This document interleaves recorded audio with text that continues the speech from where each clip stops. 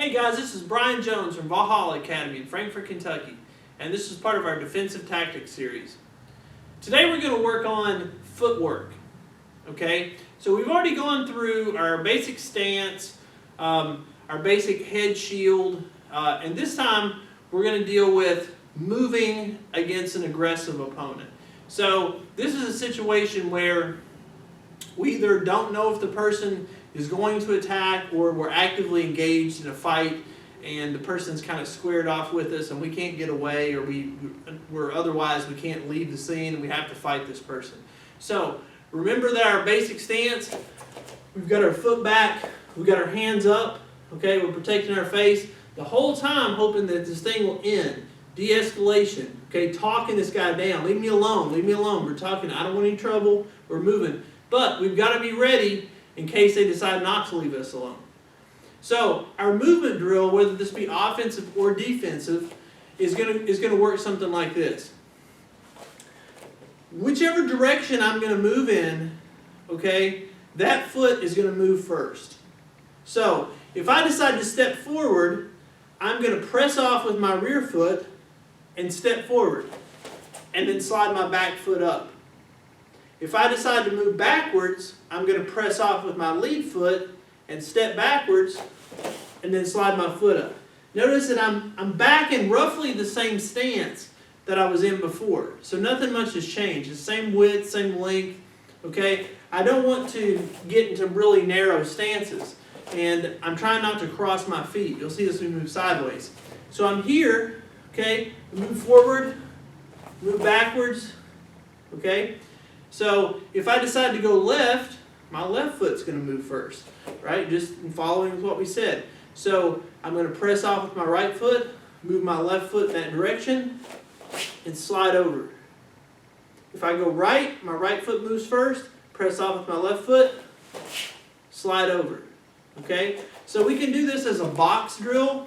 So basically you step forward, to the right, to the back, to the left, and then move in a circle. We can switch that drill to go the other direction.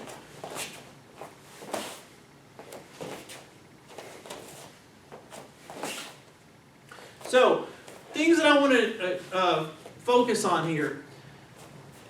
I want to be in a stance that's mobile. A stance that's mobile is one where I don't have my heels on the floor and I'm not pressing my heels into the floor. I don't have to be on the balls of my feet in the sense that I'm up on my toes like this, but I want to have some weight shifted to the balls of my feet because I can move faster. Okay? The other thing is, notice that I'm down a little bit. We talked about dropping your level.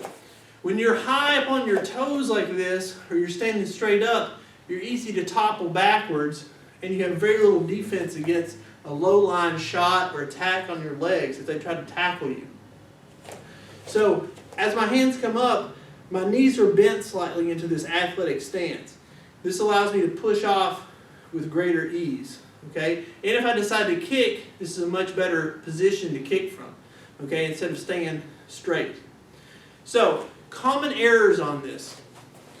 Common errors are crossing your feet as you move to the side, because at this point right here, I'm very vulnerable to a takedown. And I may even trip myself. So if I get bumped, punched, grabbed, whatever from here, I'm likely to go to the ground, which I don't want to do unless I decide to take the fight to the ground. The other thing that I don't want to do is to get my feet really narrow. Okay, I don't want to be too narrow. So as I move this, I want to try to find that stance. And the only way to do this is to practice the movement so that you end up in that natural stance that feels good to you when you stop moving.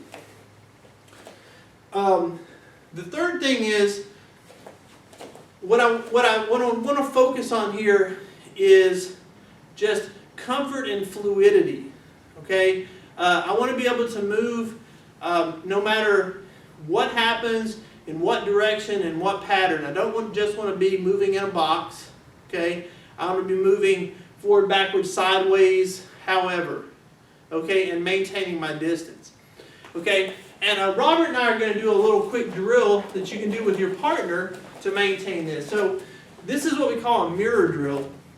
So what I'm going to do now, and we're going to do a very limited version of this because we're trying to stay in frame, is that he's going to lead, okay? It's kind of like a dance. So he's leading this, right? And I'm going to mirror what he does. So I want to maintain the same relative position as him. So if we reach out and touch our hands together or touch these hands like this, we want to maintain about that distance, okay? Just outside of punching range. So when he steps forward, I'm going to step back to compensate. If he steps back, I'm going to step forward to compensate. Okay? If he steps this way, I'm going to stay in front of him. If he steps that way, I'll stay in front of him.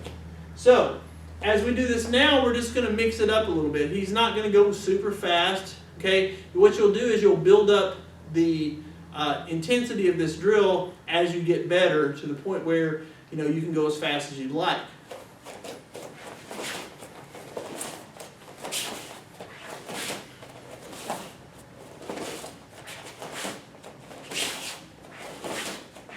Okay, good. All right, I'm almost out of frame. So that is the mirror drill, and that's a good one to practice. You can, as a basic drill, that we're going to feed a lot of other things in. So we're going to see this in the future. You can add strikes into that. You can add clinches. You can add any kind of technique you want. But the idea is that you have a good stance and you have a good base of mobility. Okay? Because, again, once things start happening, once the person starts moving and punching, you can't stay in one spot. Okay? You have to get off the X. You have to get out of the way. This has been Brian Jones from Valhalla Academy in Frankfort, Kentucky. If you like this, click like, share this with your friends, and consider subscribing to our YouTube channel. Train hard, train smart, and train often. Thanks.